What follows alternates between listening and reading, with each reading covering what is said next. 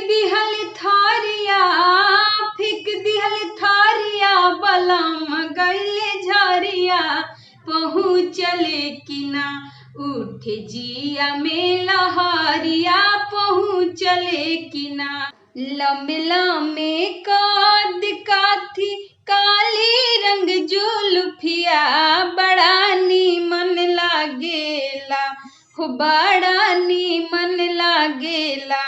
बलम तोरी सांवली सूरतिया, बड़ा नीमन लागेला।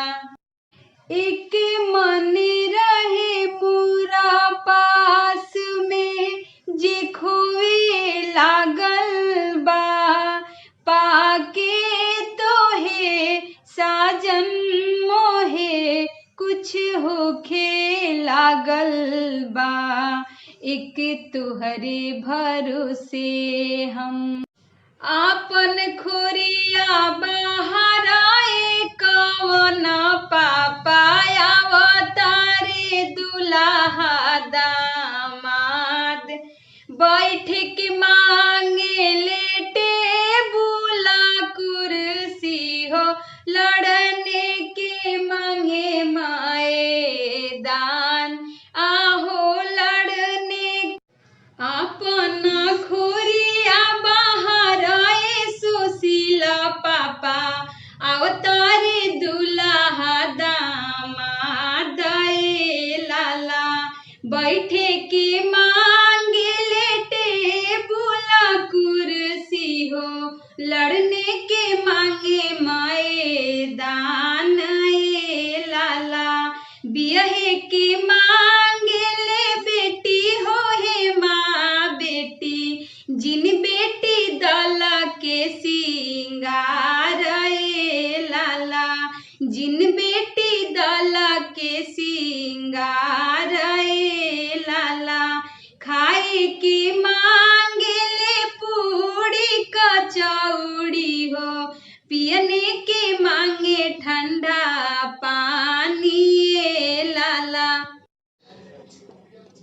बान्ही के पगड़ी स्टेरिंग के कगरी लटकी हजनिए राजा जी, नशा में गड़िया लोड के रोड पर की हजनिए राजा जी।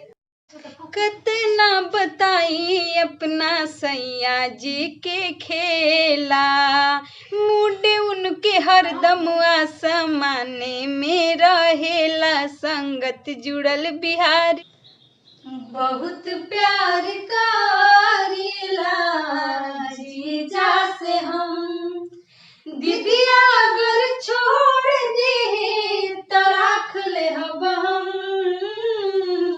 बहुत प्यार करेला जीजा से हम।